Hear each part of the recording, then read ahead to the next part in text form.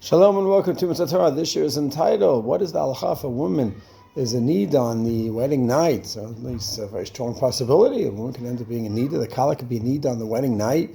What happens? Nowadays with hormonal regulation and other things, it could be avoided much easier than back in the day before all this, but it does happen at times.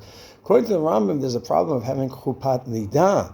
The very nature of a chuppah means that the man could bring the wife into his home and they could be together, and there's room for intimacy.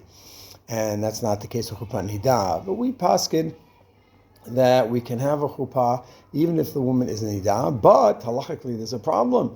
They cannot be alone because on the one hand they're married. Normally a couple when they're married they're allowed to be alone even when she's a niddah, but that's only where they're already together in intimacy at least once. Here they did not have that. So the halacha is they cannot be alone, and there has to be someone else in the yichud room, and he brings her into the yichud room with someone else there to avoid the halachas of yichud. Not exactly the night that they were imagining, but halacha is halacha, and we have to avoid the isi yichud. Once he brings her into the room, according to most shitot, she's halachically married. The Rambam, as we said, has an issue with that. And then they avoid the halachas of yichud. He brings her into a room that's halachically considered to be the chuppah, and they are now have the status of a married couple. She is a nisu'ah.